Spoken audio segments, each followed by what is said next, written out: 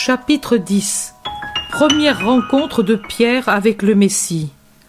Avec l'âme accablée par trop de choses, je prie pour avoir une lumière, et je tombe au chapitre 12 de l'Épître aux Hébreux, et réellement elle refait les forces de mon esprit et me donne l'énergie pour écouter, parce que sous la pression de tant de choses, j'en suis venu à penser, je ne veux plus rien faire, la vie commune à tout prix.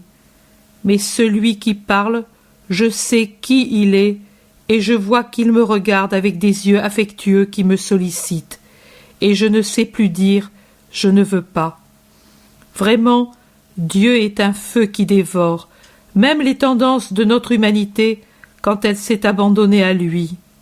À celui qui me parle et me dit « moi, je ne te laisserai pas, je ne t'abandonnerai pas », je veux encore redire avec une pleine confiance « Tu es mon secours, je ne crains pas l'homme, ne trompe pas, ô Dieu, mon espérance. » À 14 heures, je vois ceci. Jésus s'avance par un petit chemin, un sentier entre deux champs. Il est seul. Jean s'avance vers lui par une petite route à travers les champs et le rejoint finalement en passant par une brèche au milieu de la haie. Jean, dans la vision d'hier, comme dans celle d'aujourd'hui, est tout à fait jeuné, un visage rose et imberbe d'homme à peine formé et blond par-dessus le marché. Aussi, pas trace de moustache ou de barbe, mais seulement le teint rose, des joues lisses et des lèvres rouges, et la joyeuse lumière de son beau sourire et de son regard pur, non pas tant pour la couleur de turquoise foncée de ses yeux que pour la limpidité de l'âme vierge qui y transparaît. Ses cheveux blonds, châtains, longs et soyeux ondoient à ce moment où il marche d'un pas rapide, presque au pas de course. Il crie, quand il va passer la haie, « Maître !» Jésus s'arrête et se retourne avec un sourire. « Maître, je t'ai tant désiré.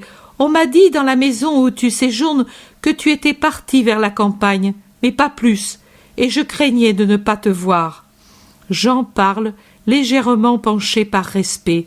Cependant, il est plein d'une affectueuse confiance dans son attitude et dans le regard que, en restant la tête légèrement penchée sur l'épaule, il élève vers Jésus. « J'ai vu que tu me cherchais, et je suis venu vers toi. Tu m'as vu? Où étais-tu, maître? » J'étais là.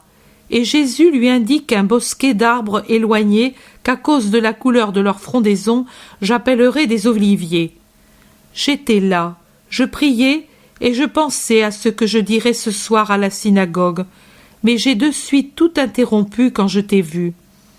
Jean, mais comment as-tu fait pour me voir, puisqu'à peine je distingue l'endroit caché comme il est derrière cet escarpement? Et pourtant tu le vois. Je suis venu à ta rencontre parce que je t'ai vu. Ce que ne peut faire l'œil, l'amour le réalise. Jean. Oui, l'amour le fait. Tu m'aimes donc, maître? Et toi, tu m'aimes, Jean, fils de Zébédée? Tellement, maître. Il me semble que je t'ai toujours aimé. Avant de te connaître, avant déjà, mon âme te cherchait, et quand je t'ai vu, elle m'a dit: voici celui que tu cherches. À ma rencontre avec toi, c'était mon âme qui te reconnaissait. Tu le dis, Jean, et c'est exact.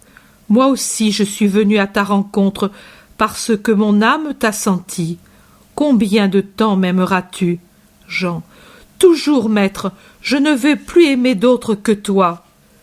Tu as père et mère, des frères, des sœurs, tu as la vie, et avec la vie, la femme et l'amour. Comment feras-tu pour quitter tout pour moi? Jean. Maître, je ne sais. Il me semble, si ce n'est pas de l'orgueil de le dire, que ton amour de prédilection me tiendra lieu de père et mère, de frère et sœur, et aussi de femme. De tout, oui de tout, je resterai rassasié si tu m'aimes. Et si mon amour te vaut souffrance et persécution? Jean. Ce ne sera rien, maître, si tu m'aimes. Et le jour qu'il me faudra mourir? Jean. Non, tu es jeune, maître, pourquoi mourir? parce que le Messie est venu prêcher la loi dans sa vérité et pour accomplir la rédemption. Et le monde a horreur de la loi et ne veut pas de rédemption. C'est pour cela qu'il persécute les envoyés de Dieu. Jean. Oh, qu'il n'en soit pas ainsi. Ne le dis pas à celui qui t'aime, ce pronostic de mort. Mais si tu devais mourir, je t'aimerais encore, toi. Permets-moi de t'aimer. Jean a un regard suppliant. Plus penché que jamais, il marche à côté de Jésus et semble lui mendier son amour. Jésus s'arrête, il le regarde, il le pénètre de son regard profond, et puis lui pose la main sur sa tête inclinée. « Je veux que tu m'aimes. » Jean. « Ô maître !» Jean est heureux. Bien qu'une larme fasse briller sa pupille, il rit de sa bouche jeune, bien dessinée. Il prend la main divine, la baise au dos et la serre contre son cœur.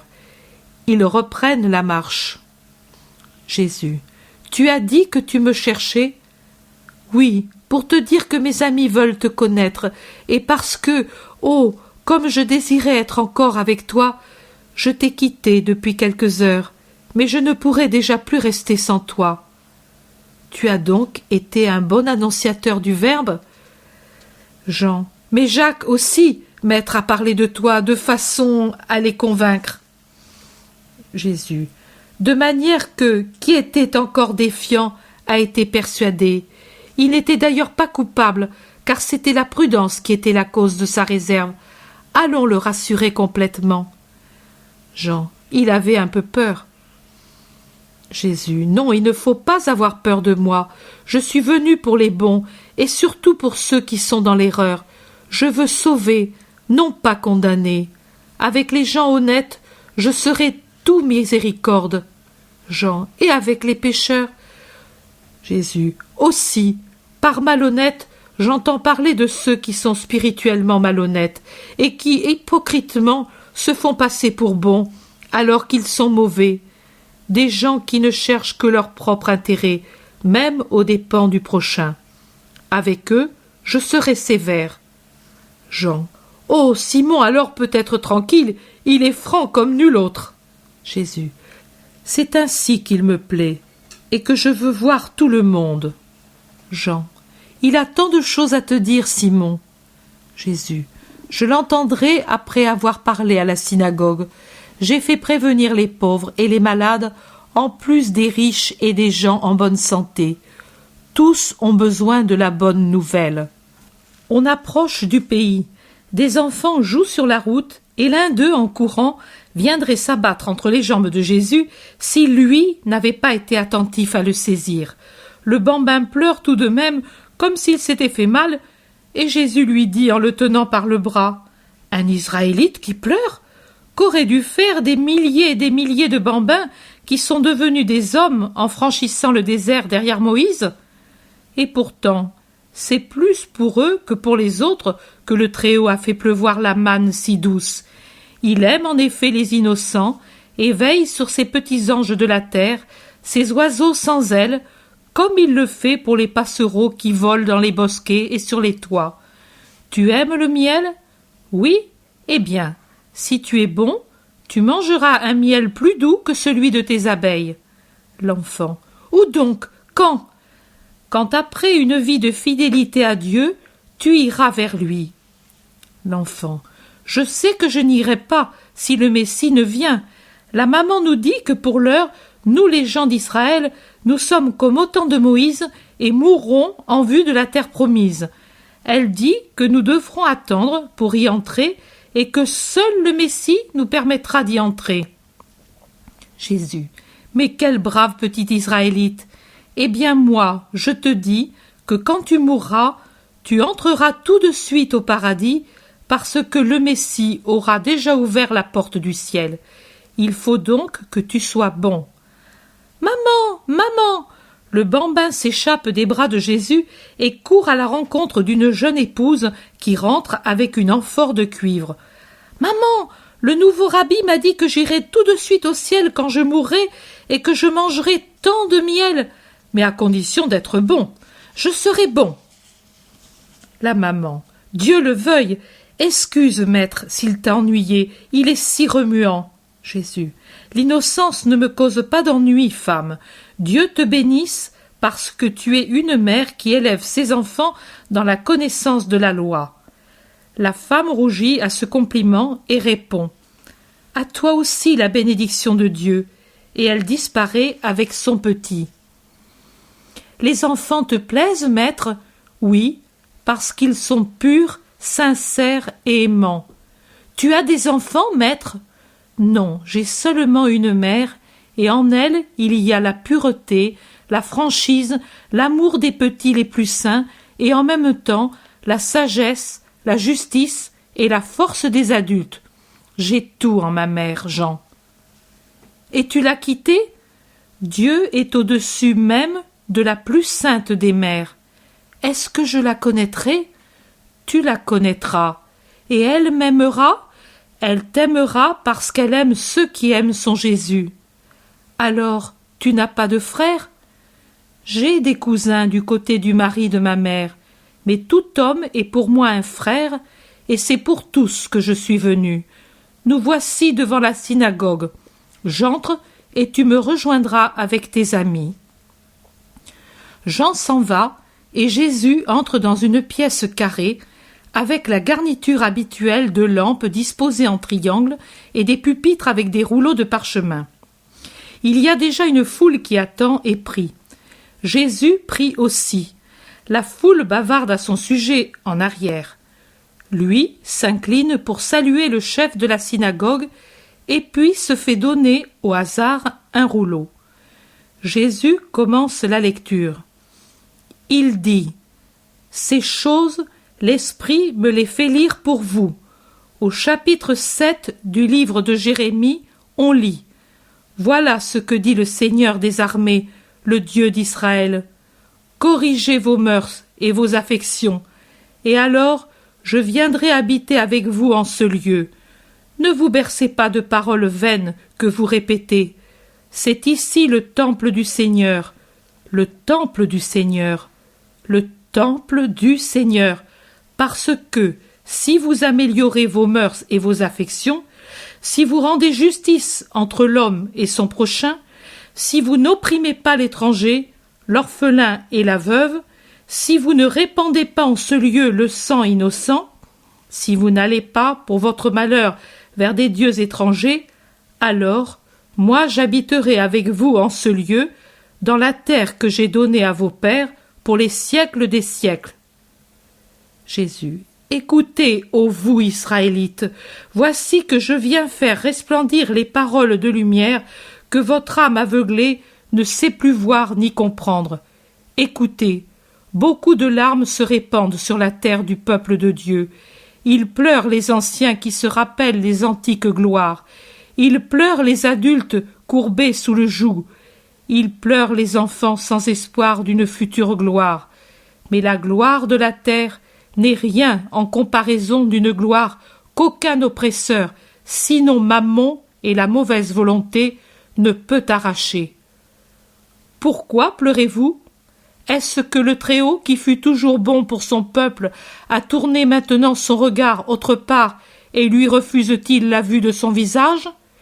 N'est-il plus le Dieu qui entr'ouvrit la mer et y fit passer Israël, qui le conduisit à travers les sables du désert et le nourrit, qui le défendit contre ses ennemis?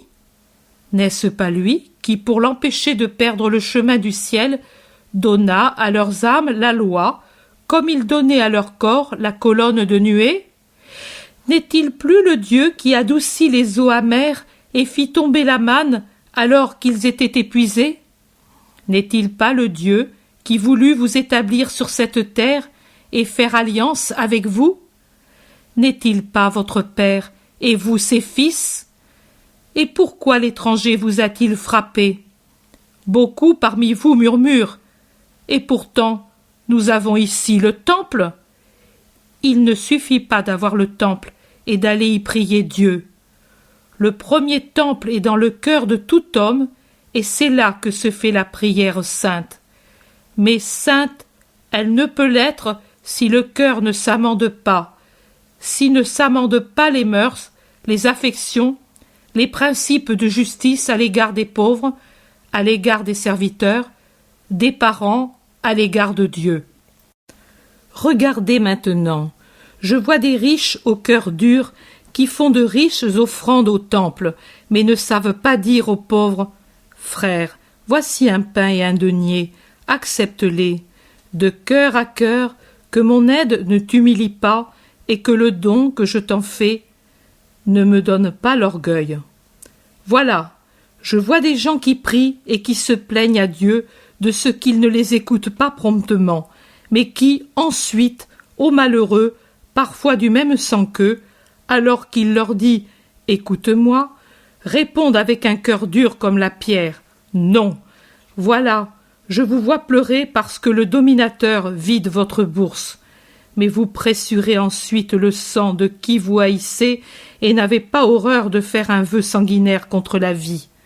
Ô vous d'Israël, le temps de la rédemption est arrivé, mais préparez-en les voies en vous par la bonne volonté. Soyez honnêtes, bons, aimez-vous entre vous. Riches, soyez sans mépris. Marchands, ne fraudez pas. Pauvres, n'enviez pas. Vous êtes tous d'un seul sang, d'un seul Dieu. Vous êtes tous appelés à une même destinée. Ne vous fermez pas avec vos péchés le ciel que le Messie vous ouvrira. Vous avez jusqu'alors erré? Maintenant plus. Que toute erreur disparaisse. Simple, bonne, facile est la loi qui se ramène aux 10 commandements primitifs, mais imprégnée d'une lumière d'amour. Venez, je vous les montrerai tels qu'ils sont. Amour, amour, amour. Amour de Dieu pour vous, de vous pour Dieu, amour pour le prochain. Toujours amour, parce que Dieu est amour et que les fils du Père sont ceux qui savent vivre l'amour. Je suis ici pour tous et pour donner à tous la lumière de Dieu. Voici la parole du Père qui se fait nourriture en vous. Venez, goûtez, renouvelez le sang de votre esprit avec cette nourriture. Que tout poison disparaisse, que tout désir charnel meure. Une gloire nouvelle vous est apportée, la gloire éternelle, et à elle viendront ceux qui feront dans leur cœur une véritable étude de la loi de Dieu. Commencez par l'amour. Il n'y a rien de plus grand. Mais quand vous saurez aimer, vous saurez déjà tout, et Dieu vous aimera, et l'amour de Dieu signifie le secours de Dieu contre toute tentation. Que la bénédiction de Dieu repose sur qui se tourne vers lui d'un cœur plein de bonne volonté. Jésus se tait. Les gens parlotent. L'assemblée se sépare après le chant psalmodié de plusieurs hymnes. Jésus sort sur la petite place. Au seuil de la porte se trouvent Jean et Jacques avec Pierre et André. « La paix soit avec vous, dit Jésus. » Et il ajoute « Voici l'homme qui, pour être juste, a besoin de s'abstenir de juger sans s'être d'abord informé, mais qui cependant sait reconnaître honnêtement ses torts. Simon, tu as voulu me voir, me voici. Et toi, André, pourquoi n'es-tu pas venu plus tôt ?» Les deux frères se regardent embarrassés. André murmure « Je n'osais pas ». Pierre, tout rouge, ne dit rien. Mais quand il entend Jésus dire à son frère « Était-ce un mal de venir ? Il n'y a que le mal que l'on ne doit pas oser faire. » Alors, Pierre intervient franchement. « C'est à cause de moi qu'il est resté. Lui voulait me conduire tout de suite vers toi. Mais moi j'ai dit, je n'y crois pas et je n'ai pas voulu. Oh, maintenant cela va mieux. » Jésus sourit, puis il dit « Et pour ta sincérité, je te dis que je t'aime. » Pierre, « Mais moi je ne suis pas bon. Je ne suis pas capable de faire ce que tu as dit à la synagogue. Je suis irascible, et si quelqu'un m'offense... je suis avide, et j'aime avoir de l'argent. Et dans ma vente de poissons, pas toujours, je ne suis pas toujours sans frauder. Et je suis ignorant, et j'ai peu de temps à te suivre pour avoir la lumière. Comment faire? Je voudrais devenir comme tu dis, mais... Jésus. Ce n'est pas difficile, Simon. Tu connais un peu l'Écriture. Oui? Eh bien, pense au prophète Michée. Dieu veut de toi ce que dit Michée. Il ne te demande pas de t'arracher le cœur, ni de sacrifier les affections les plus saintes. Non, il ne te le demande pas pour l'instant. Un jour, sans que Dieu te le demande, tu te donneras aussi toi-même à Dieu.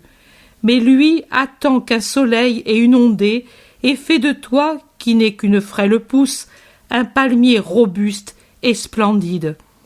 Pour l'heure, il te demande ceci: pratiquer la justice, aimer la miséricorde, t'appliquer totalement à suivre ton Dieu. Efforce-toi de faire cela, et le passé de Simon sera effacé, et tu deviendras l'homme nouveau, l'ami de Dieu et de son Christ. Non plus Simon, mais Céphas, la pierre solide sur laquelle je m'appuie. Pierre. Ceci me plaît. Je le comprends. La loi, c'est cela, c'est cela.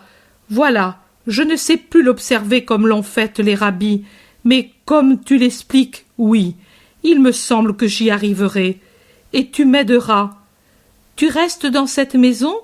J'en connais le propriétaire.